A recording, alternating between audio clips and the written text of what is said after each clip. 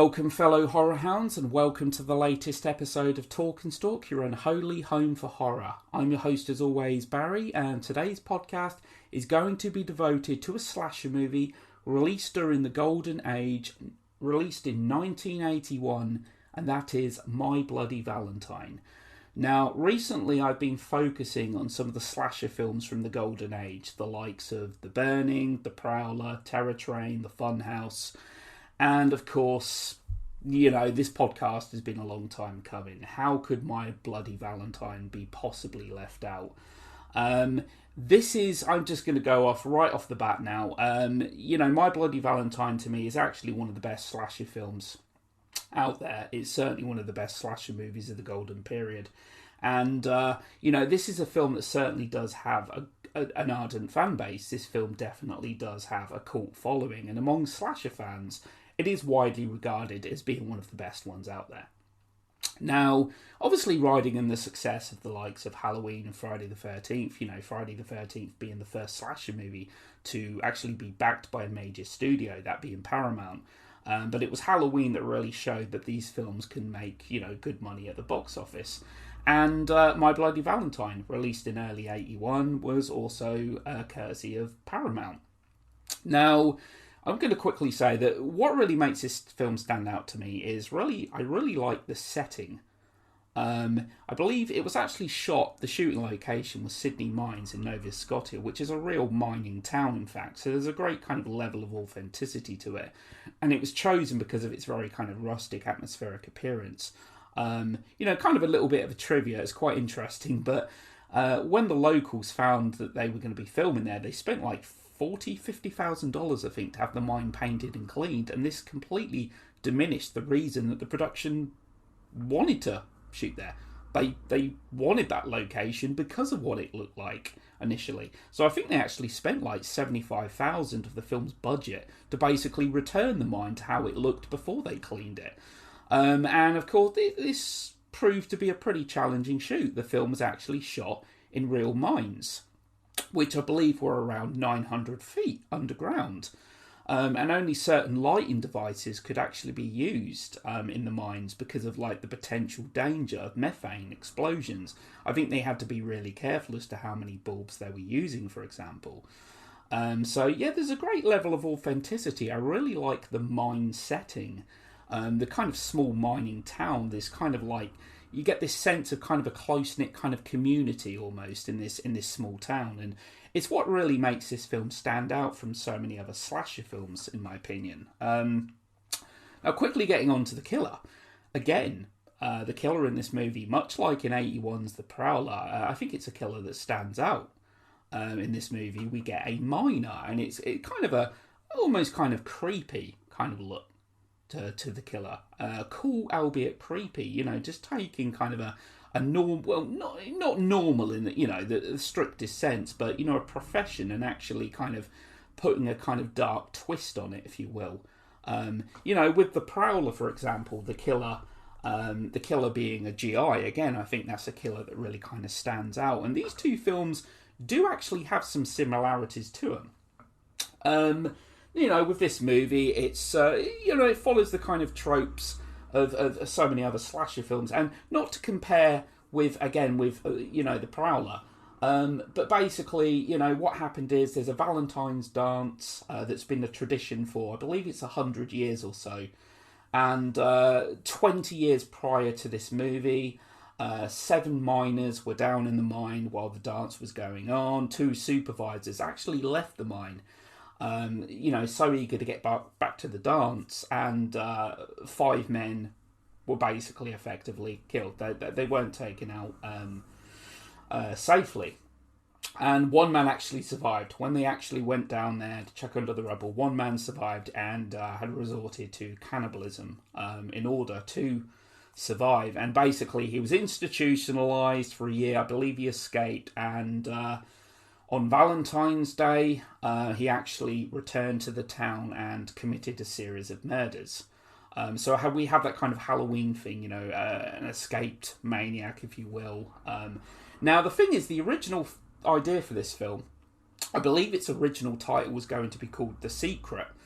And then they actually decided that to kind of keep in with the kind of seasonal tradition of slasher movies, we had the likes of Black Christmas and Halloween, and, you know, even though it's not season, Friday the 13th and Prom Night, to kind of like, you know, keep with that kind of trend of attributing slasher movies to certain holidays and that. So it was actually called My Bloody Valentine. Now, this film has actually got some great deaths.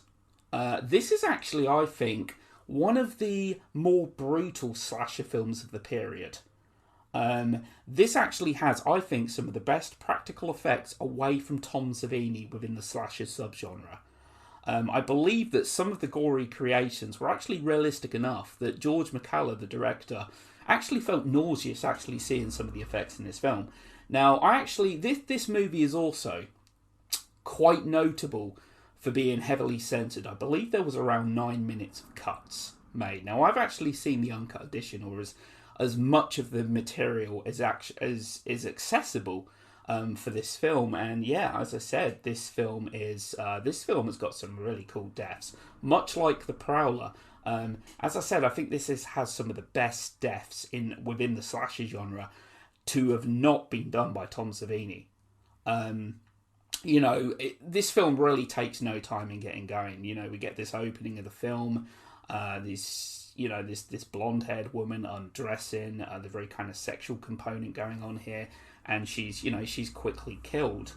And then, of course, you know, what in this movie as well, we get this first death with Mabel, who's the old lady that's organising the Valentine's dance. And I mean, her death, now it's actually done off screen, but there's a very kind of sadistic nature to this movie with the kills. And yeah, her body is actually being put in a dryer, in a tumble dryer or washing machine. I'm not sure which it is. But upon actually seeing her corpse, when the police officer actually arrives, you actually get to see her body kind of, you know, going around in the drum for a few seconds, and it's pretty hardcore. It looks, you know, it's a very kind of effective moment, if you will.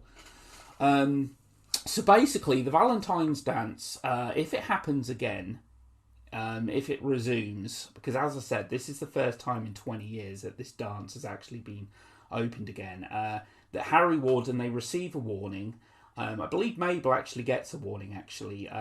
Roses are red, violets are blue, one is dead, so are you. I like the little kind of letters, the little notes, the little Valentine's notes that, well, we believe it's to be Harry Warden. That's the thing. Harry Warden was actually institutionalised, as I say, and during the course of the film, they're trying to find out, you know, what's happened. Has Harry Warden actually escaped? Well, spoiler alert, we actually, you know, come to learn that Harry Warden actually died years ago.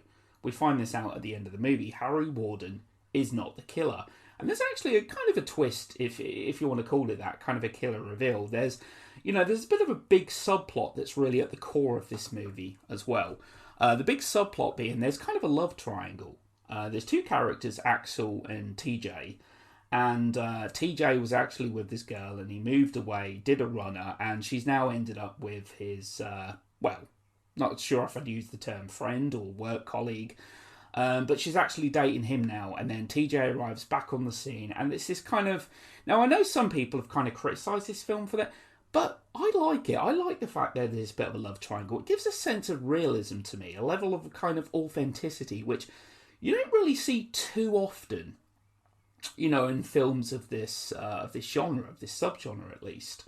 So this kind of love triangle, she still clearly loves TJ, but she's now with Axel. And in a way, I kind of feel sorry for Axel in a bit. I don't think he's like a complete dick or anything like that.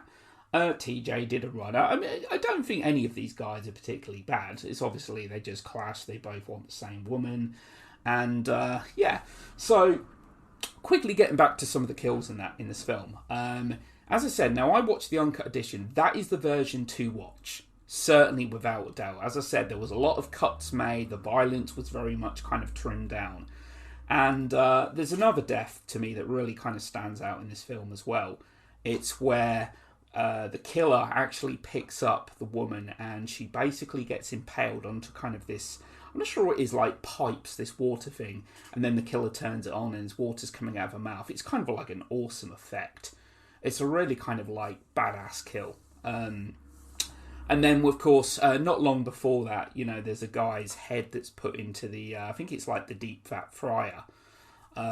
Again, like I said, some of the deaths in this film are pretty sadistic. They're pretty hardcore. And there's another character that's actually killed in the film that's killed with a nail gun as well. Again, if you watch the cut edition, you really don't see that much of it. But if you watch the uncut edition, you get to see, there's, like I said, a more kind of sadistic nature to it. Now, with the killer reveal in this film as well, quickly jump into the end of that. We find out it's Axel. Axel actually witnessed the death of his father when he was a kid 20 years prior. And of course it's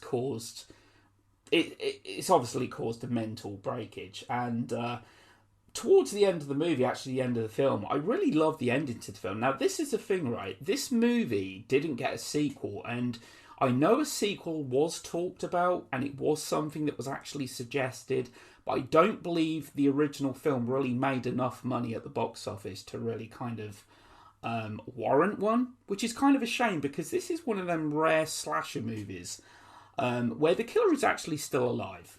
The killer is alive at the end of this movie, and in a way it kind of screams sequel. There could be a sequel. Basically we learn, he says, at the end, it's kind of chilling, he says, Harry, I'm coming. What is it? This whole fucking town is going to die.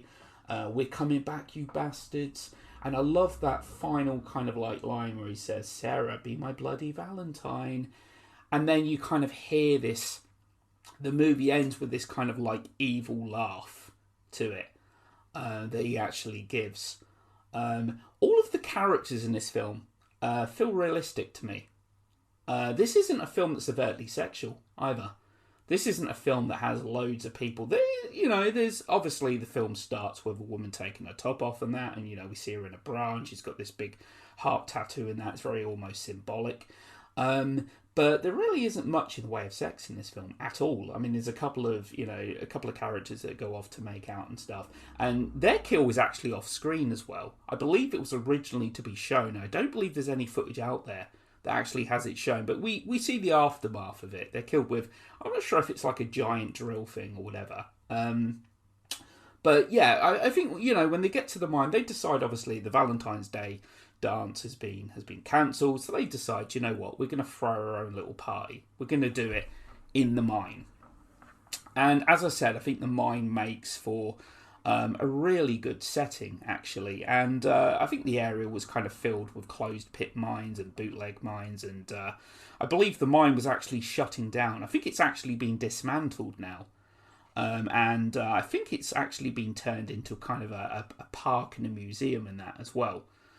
But there's also like a folk ballad that kind of plays over the ending credits of this film as well, that I think the composer, Paul Zaza, kind of did it as kind of like an afterthought. But I quite like it. It's a nice kind of folk song that kind of accompanies the end credits. But yeah, also like in this movie as well, what we get as well is a pretty high body count.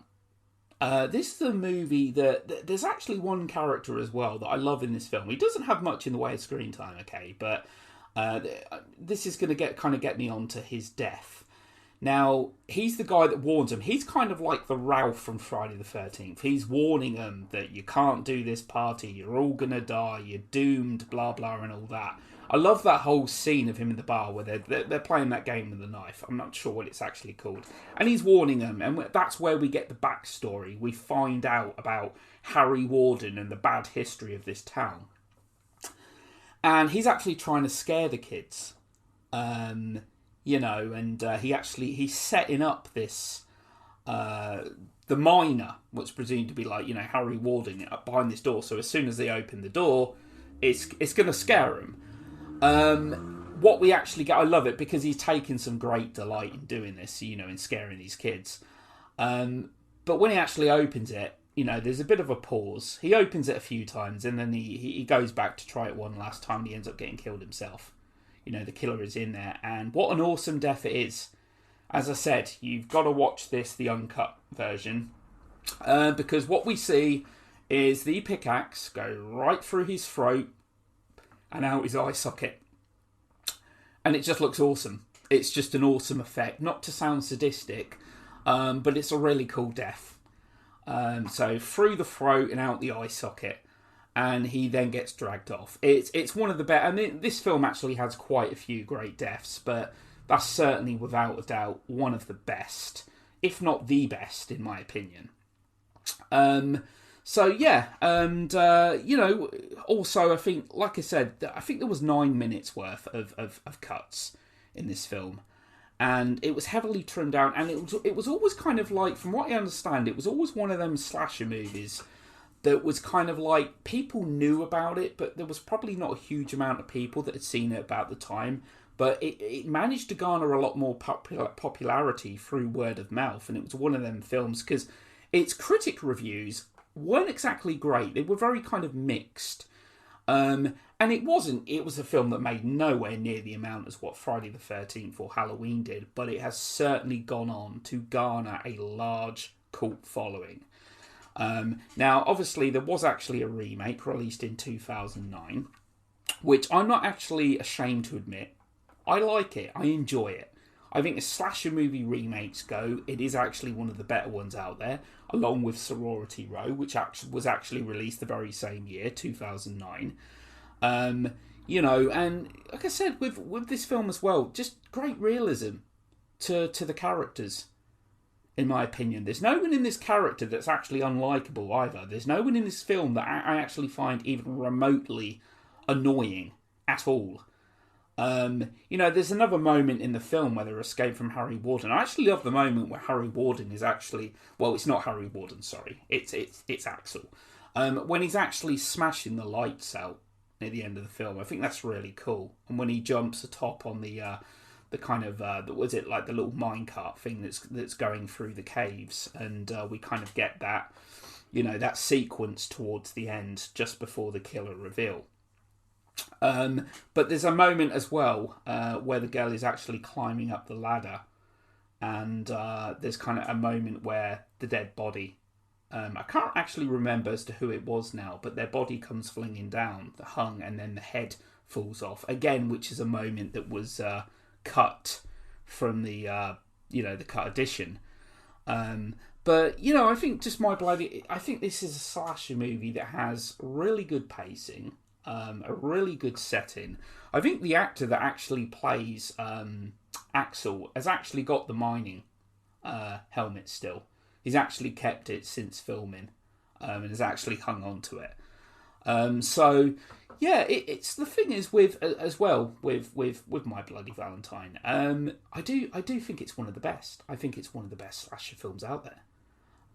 I think as slasher movies go, certainly from the time period, this is one that has many of the ingredients that you'd come to expect from a golden age slasher movie. Okay, it's not one of the overtly sexual ones or anything like that, but it's got great kills, it's got a cool, albeit scary looking killer, it's got a really good setting, a setting that certainly, like I said, makes it stand out, which is what I really like about Terror Train as well, the very kind of claustrophobic aspect of that movie. Now, also, I think Neil Affleck actually said that I think that the identity of the film's killer was actually kept a secret from the cast. They didn't actually know who the killer was going to be, so presumably they even thought it could be Harry Warden himself. But I think that I read that Affleck, I think he figured out he was the killer when, after he was being cast, he was sent to the makeup effects department to be fitted for a fake arm. Because obviously there's a scene near the end where he's actually biting off his own arm to obviously, to be able to escape. And obviously, much like, Harry Warden, to begin, resorted to cannibalism. We kind of get that moment, in the flashback sequence where they actually go through the rubble to try and find any survivors. And we get that kind of, that scream. We see that kind of mad, crazed look. and that kind of ear-piercing scream that he actually gives out. And I think also, I'm pretty certain I read somewhere actually that Quentin Tarantino actually said that this is his all-time favourite slasher movie as well. Tarantino, I'm not going to go too much into topic, but off topic, should I say. Quentin Tarantino, I always remember, and this really annoyed me. I know I'm going a little off topic here. But Quentin Tarantino, I remember when Hostel came out in 2005, and I always remember seeing some promo for it, and it said it was something along the lines of from the master of horror, Quentin Tarantino. I'm thinking, what? Tarantino had never made a horror film whatsoever. He was just obviously an executive producer, probably helped finance the movie in some shape, way, or form.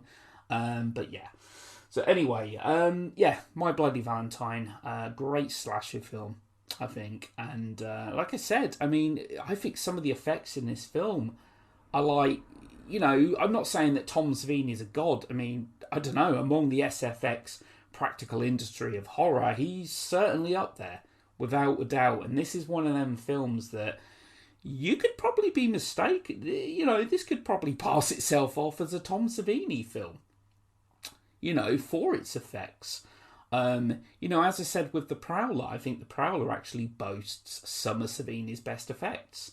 And I think it's the film that he's actually most proud of. I think he actually said that in an interview, that he believes The Prowler to have his best work. So, and of course, after this film, many seasonal slasher films kind of like followed. We had April Fool's Day in like 86. There's loads more. They're not really springing to mind, but I'm sure there's a lot more since. But yeah, My Bloody Valentine was one of the earlier ones. As I said, it was originally going to be called The Secret.